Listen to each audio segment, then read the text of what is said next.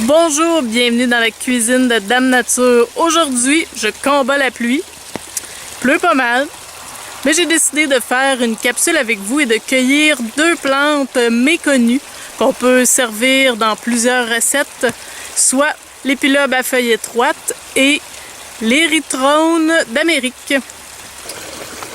Voici l'épilobe à feuilles étroites. L'épilobe à feuilles étroites, là, au printemps, ça ressemble à ça. Étrangement, ça ressemble à une asperge, mais avec un petit bout échevelé. Et puis ça pousse tranquillement le long d'une seule tige, parfois plusieurs, pour faire une espèce d'épi avec des feuilles étroites, comme on le dit. On le voit ici, là, les feuilles. Les feuilles très étroites. Et puis, ça fait un bel épi de fleurs rosées. Vous allez voir sur mon blog le résultat que ça donne plus tard dans l'été. Alors pour les cueillir, c'est très simple. Je vais juste l'arracher le plus loin que je peux dans le sol. Et puis, je vais toutes les conserver pour ma recette que je vais faire tout à l'heure. Devinette, où est l'érythrone d'Amérique présentement sur l'image? C'est un tapis. Il y en a partout. Au printemps, c'est vraiment la saison de l'érythrone d'Amérique qui ressemble à ceci. La fleur est fermée présentement, soit à cause du mauvais temps ou parce que la plante n'est pas complètement terminée, n'a pas complètement terminé sa croissance. Ça ressemble un peu sensiblement comme l'ail des bois, sauf que la fleur est jaune. La fleur est comestible, les feuilles sont comestibles et même le bulbe, si vous réussissez à l'atteindre en creusant un petit peu. Si vous tirez comme ça, vous allez l'arracher sans avoir le bulbe, mais si on creuse un peu, on peut l'avoir. Moi, ce qui m'intéresse ici présentement, c'est pas mal toute la plante, fait que je vais en ramasser quelques-unes. Alors maintenant qu'on est rendu à la maison, que j'ai fait tremper mes plantes que j'ai cueillies tout à l'heure, vous voyez là, c'est curieux parce que après avoir trempé pendant une demi-heure dans l'eau froide, mes fleurs se sont ouvertes. Je suis bien contente parce que je voulais vous le montrer de quoi ça a l'air. Des fleurs de l'érythrone d'Amérique. C'est un petit peu difficile à dire, c'est pas un mot habituel. Alors voilà, j'ai fait tremper ici mes épilobes à feuilles étroites. Et là, je vais vous faire une recette comme une salade de risotto avec l'érythrone d'Amérique, l'épilobe à feuilles étroites, avec des petits légumes du printemps comme des têtes de violon. J'ai aussi des pois sucrés, des cœurs d'artichaut.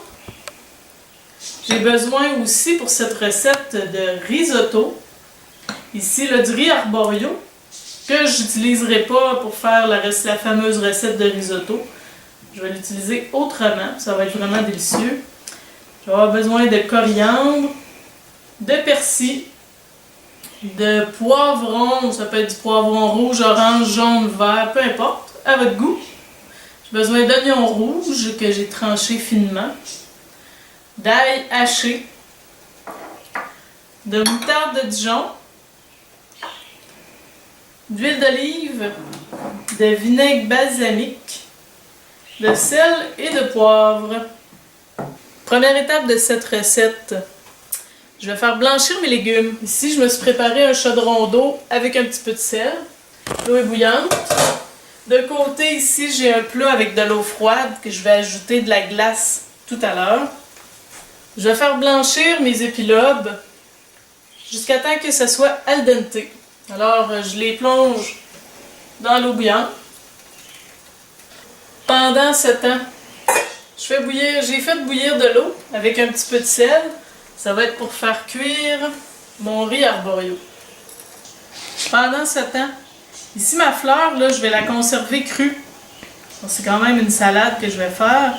Alors je veux qu'elle soit à son maximum de beauté dans ma salade. Fait que je vais juste l'enlever.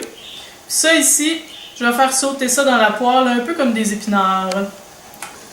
Alors ici, quand j'ai un petit al dente, vous pouvez le croquer pour le tester. Je vais les retirer de mon eau, je vais continuer de la laisser bouillir et puis je vais couper la cuisson dans l'eau glacée. Je vais continuer la même chose pour mes autres ingrédients. Alors quand mon riz est encore al dente, il est prêt. Je vais l'égoutter tout de suite dans ma passoire. Avec le reste de mon érythrone, ici, je vais la hacher grossièrement, là. Ben, pour des morceaux qui sont intéressants dans la salade. Parce que même sauter dans la poêle, ça va rester quand même gros comme bouchée. Alors, des morceaux comme ça ici, c'est intéressant. Maintenant, c'est au tour des têtes de violon d'être blanchies. Je vais les blanchir 2 fois, celles-là. C'est pour ça que je les ai gardées pour la fin. Alors, ici dans une petite poêlonne, j'ai mis de l'huile d'olive et je vais faire sauter mon érythrone. Voilà, juste comme ça ici, amolli, c'est parfait. Alors, je vais mettre de côté. Alors, je vais faire ma vinaigrette en premier, ça va être plus facile. Je vais mettre l'huile d'olive, mon vinaigre balsamique, mon sel, mon poivre, ma moutarde de Dijon, mon ail, ma coriandre, mon persil.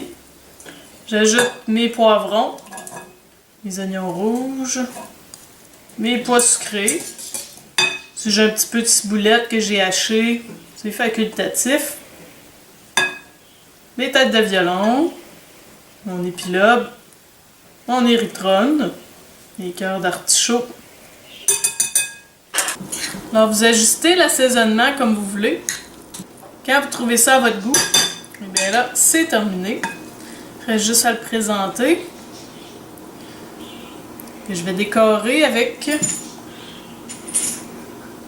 mes petites fleurs ici. J'en mets quelques-unes dans la salade. Tiens, un petit peu de persil pour donner un petit peu de couleur encore plus. Et voilà ma super salade de risotto à l'érythrone d'Amérique et à l'épilobe à feuille étroite.